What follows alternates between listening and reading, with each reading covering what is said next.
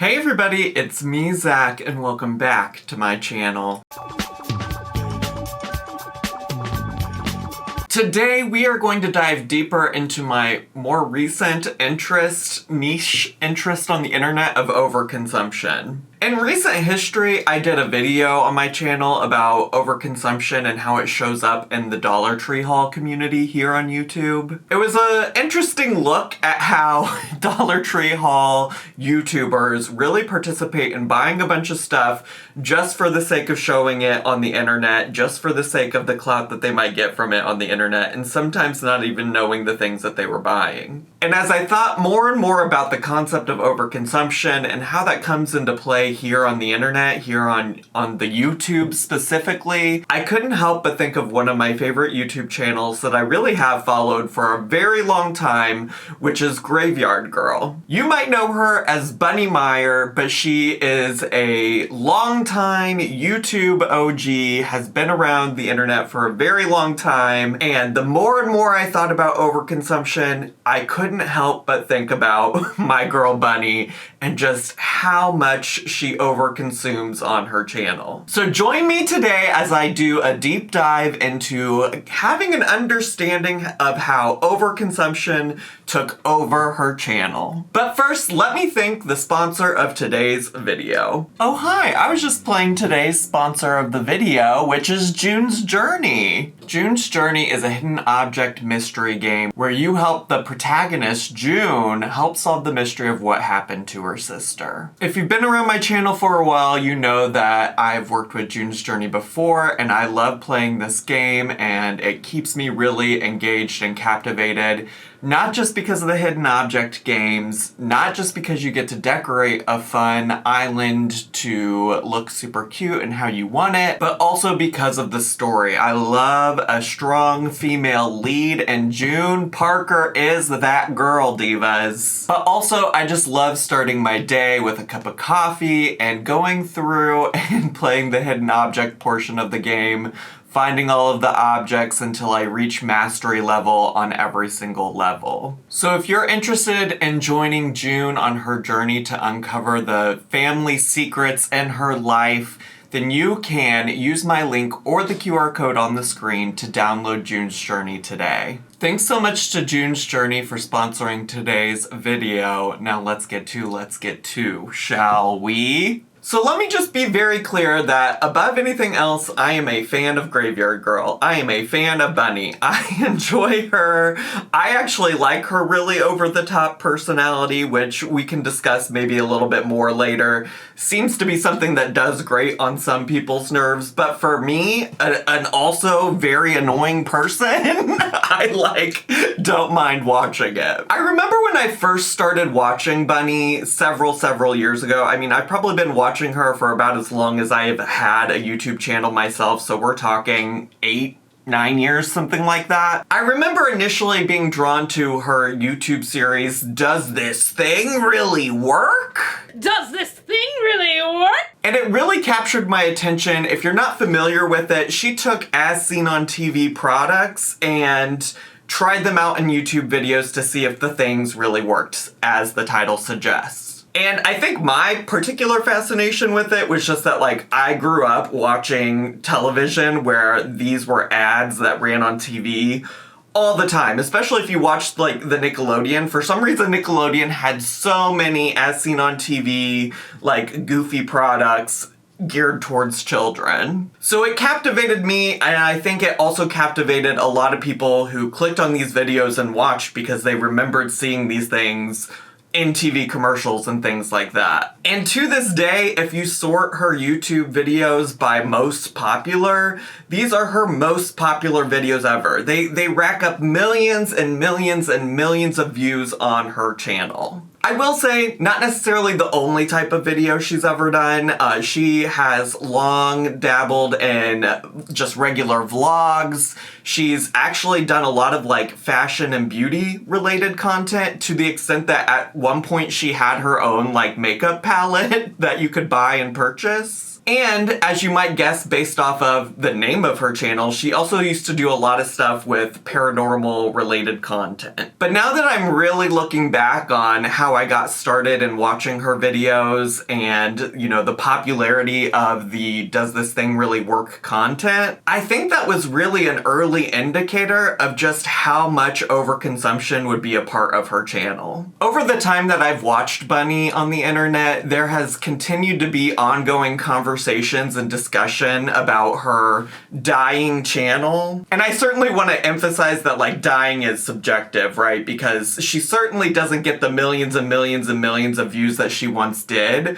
But her current videos usually get anywhere between 30 to 50,000 views, and I think a lot of people would love to get views like that on YouTube. But this narrative surrounding her channel was so big, this like dyeing narrative was so large, that it led to Shane Dawson doing an entire series around the causes that led to her channel dying. And just so you know, this was done back in 2018. So it's been a while, and Bunny is still on the internet, still making videos, and actually getting even less views now than she was getting at the time of the original, like, dying speculation. I will point out that even Shane in his video points out that, like, this is a little bit like Hoarders adjacent. Ever I thought I had too much stuff, and then when we moved here, I don't have enough stuff.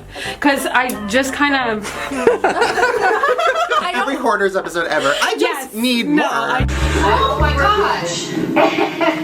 Like, this is my vision back here. Like, this is completed. Right. Mm-hmm. So this, but all these are unfinished. Right. In my mind. Because these are just things with no meaning, but these.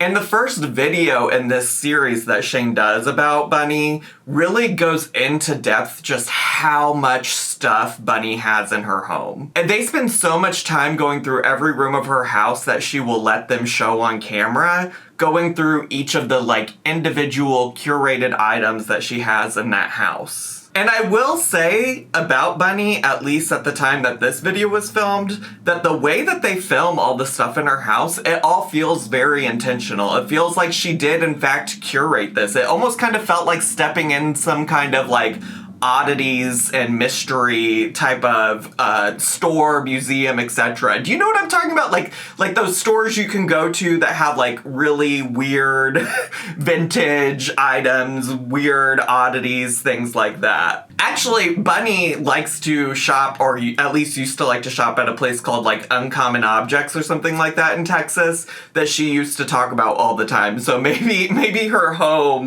was decorated in that sense. And funny enough, I think back on this particular Shane Dawson series, despite the Shane Dawson of it all, because like that's a whole other subject that I'm not prepared to have with you all today. But I look back at that series very fondly. I remember watching it when it came out because I really liked Bunny and I wanted to see her in this new light, in this new setting. And to be honest, I rewatched it in preparation to make this video, and I really felt like it humanized Bunny in ways that like she never really showcased in her own videos, which I think endeared her to a lot of people. And so it does make me pause for a second here that as I am having this conversation about Bunny and overconsumption and how it's like taken over her channel and things like that, like I don't want to lose here that she is a human, that she has feelings, that she's a human that I enjoy watching on the internet. But also, I think that that comes with some level of like critique or thoughtfulness when it comes to how much she's spending on just stuff to fill her home. Or maybe not even to fill her home, maybe it's even just to share on her YouTube channel. And I will say also, in fact, that like there was a part of this that really resonated with me where she was talking about like the pressures of the YouTube industry, the YouTube algorithm, while she was simultaneously dealing with something very personal and tough in her real life. I feel like that's what's really like gotten me into a bad headspace. Like I like to make people smile, I like to make people laugh. Like it's not really like an industry. Do you know what I'm saying? I feel like just how now everyone just like looks at it as a career and as a job, and like everybody now is like using numbers and metrics to like measure success, and it's like, oh, well, you know, everybody's looking at you and wondering like, oh, does this thing really work? Doesn't even get a million views anymore. Like, what's wrong with her channel? Like, da-da-da-da, oh, her channel's dying. And I'm just like, ooh. Is that something you think about? Like, yeah, is I mean, the channel dying and also... I don't feel like it's dying. I just feel like I'm in a really bad place right now. And I feel like anybody that's on YouTube long enough, like, everything can't be like a 10, you know?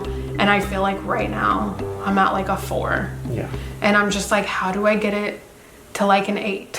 And Shane's series really goes over a large variety and a number of reasons why Bunny's channel is failing. He talks to her about how she's not evolving with her audience, says she's uploading too much, she's thinking too much, she's not taking risks, her audience doesn't feel like she's being authentic, she's keeping things from her audience, and she's overall too invested in the numbers. But I think all of those reasons, while certainly valid and applicable to Bunny's overall problems, are not maybe necessarily as important as how much she's been shifting her channel over time to be about the things that she buys. And because of that, I think that some of those other things come from that, right? Like if you're only showing the things that you buy on a daily basis, how are you going to come across as authentic to your channel, to your audience? You're not really taking any risks if this is just the same kind of content that you keep pushing out and posting every day. And one thing that Shane really said that just like really stuck with me when it comes to Bunny's content was that she was more than just do these things really work products.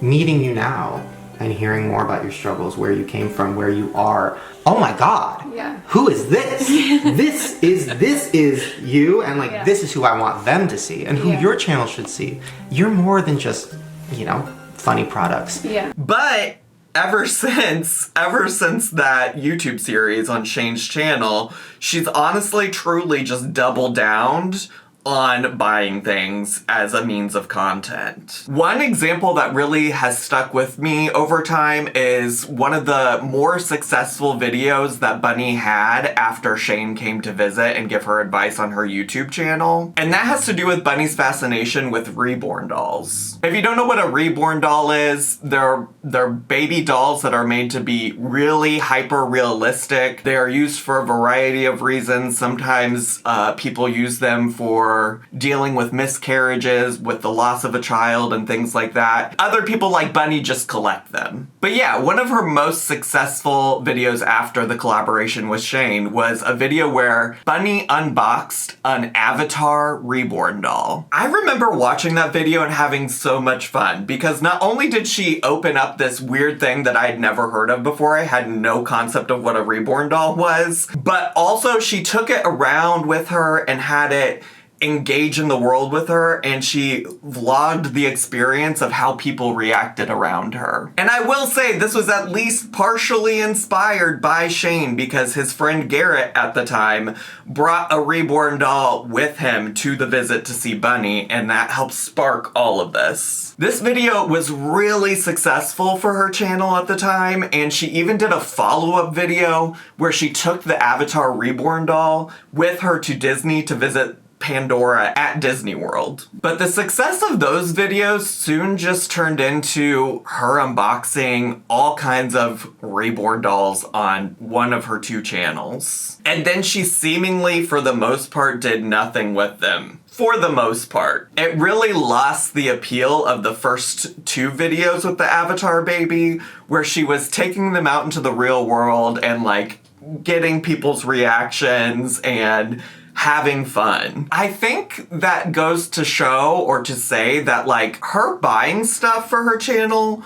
was fun when it seemed like it had a purpose or an intention. Like it was fun to see her buy something and then try it out on her video and then you could decide if that was worth getting for yourself. Like that almost is its own like service, right? Like even if she's not going to use the product long term. She's trying it out, and you get to decide based on her review if it's something worth buying or would be useful to your life. But one type of content that has actually been around for a very long time on her channel is the unboxing of like blind bag items. She started doing these on her channel originally as like a special Mystery Monday, back when like YouTubers used to have like days dedicated to certain types of videos. And so on Mondays, she would do these Mystery Mondays where she and sometimes her partner would unbox these little trinkets that they didn't know what they were gonna get. One of my early memories of her channel was her unboxing some Shopkins, but I really can't seem to find them on the internet anymore. But she does just have a ton of content where she is unboxing random trinkets and figurines out of boxes that she doesn't know what she's gonna get. And to that extent, she actually at one point made a second channel. It was actually before Shane came and did the collaboration with her. And at first, that channel started off as a place where she just kind of like rambled about things and talked about things. But it very quickly evolved into a place where she just started hauling things, including a lot of blind box things, but also just anything under the sun you could imagine. It seemed that she originally made that channel to be experimental, to like try taking some of those risks that Shane wanted her to take, that Shane advised her to take whenever they did the series together. But then, like I said, she very quickly just went into consistently making content about stuff that she bought. And it's also kind of confusing at this point because, to be quite honest, you can still find a lot of that content on her main Graveyard Girl channel as well. So it's honestly a little bit confusing, like what the purpose of each channel is. At one point, I remember she started this series on her main channel called World's Weirdest. And the concept was seemingly just her buying a bunch of various items surrounding some kind of theme. Actually, I think the theme originally started with school supplies, because also sometimes Bunny does use like her desire to buy things for good use. Like I do recall she's done a lot of like buying a bunch of school supplies and donating them to schools and stuff like that. And like she used to have this big thing on her channel every Halloween where she would show herself putting together these like big Halloween buckets that she gave out to kids that came to her house in the neighborhood. But the World's Weirdest thing seemingly was just a way for her to buy a bunch of stuff that was weird and fascinating and odd. And it honestly eventually just turned into her buying things that were weird on places like Amazon, Temu, AliExpress. And sometimes in the middle of the night, like literally, I remember one of her thumbnails talked about like her 3 a.m. Amazon purchases or something along those lines. So she's not necessarily like making these purchasing decisions at a time where most people are super cognizant, although she does talk a lot about being up late at night randomly. Like her sleep schedule does not appear to be the same as most of ours. But I do remember in some of those videos, she would justify a lot of those purchases because she said she had to make TikTok content. She had to get something so she could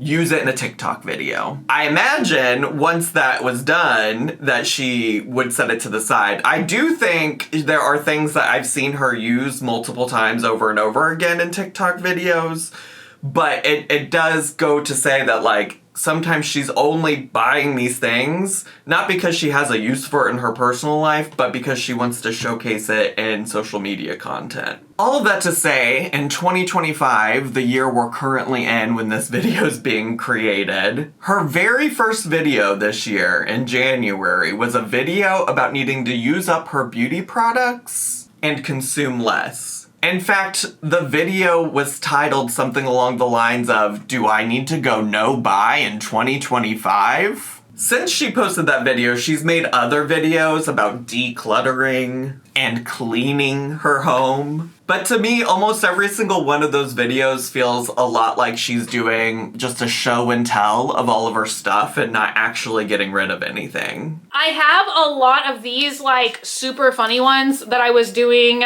randomly testing them out for TikToks a couple years ago. These are so old and expired, but I feel like they don't make sheet masks like this anymore that are like super weird with the random faces. and all of that. That's like Hello Kitty, but she's a ninja. So I don't know. I was like still holding on to all of these sheet masks, you guys. I feel like I'm like getting lost in pilfering through sheet masks down here.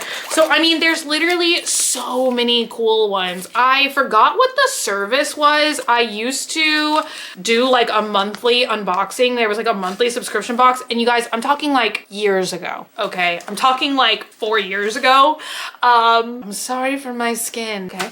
So yeah, I kept a lot of them, and I've always kept them in this little like organizer, which honestly I am kind of sad because I bought this and it was like cracked when I got it in the mail. Does that like just annoy anybody else?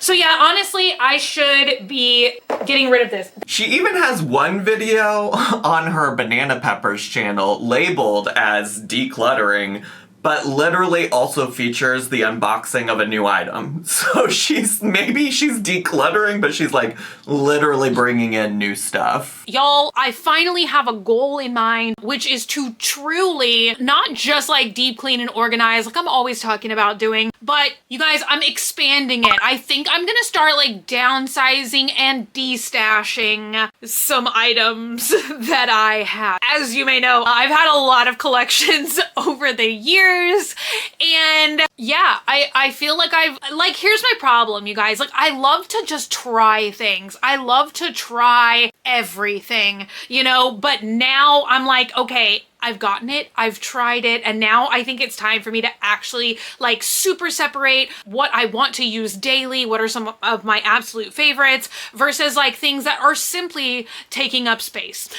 So interestingly enough though, while I was cleaning these drawers, what I found, oddly enough, time and time again, even though I took them out of like the original packaging with the original order form, like literally, why did I do that? Do you guys remember these? I kind of don't even know if this is still a thing on TikTok, but I went super down this rabbit hole for a while. It's like a shop in Aspen, I believe, and they have this amazing huge trunk that they called the Pin Kraken, and they would do these like mystery pin dumps. If you guys have been here for a while with me, y'all may remember these little baggies like this. And so honestly, I would be like having so much fun testing out these mystery pin packs with you guys that anytime it would be like middle of the night, inevitably I'm checking my emails, they did a new mystery pen drop, and I would like literally order it.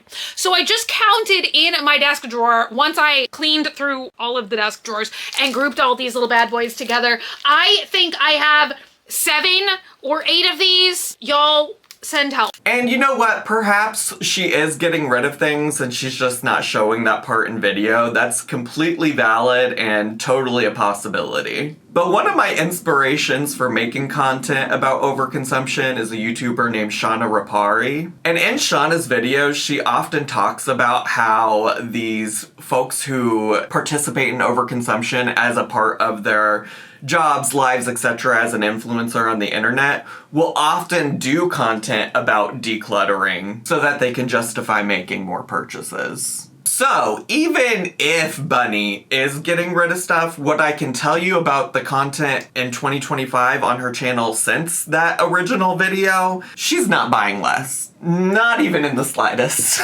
Not even a little bit. And even just a quick scroll through the videos on both of her channels will show you that she's still making content surrounding things that she's bought.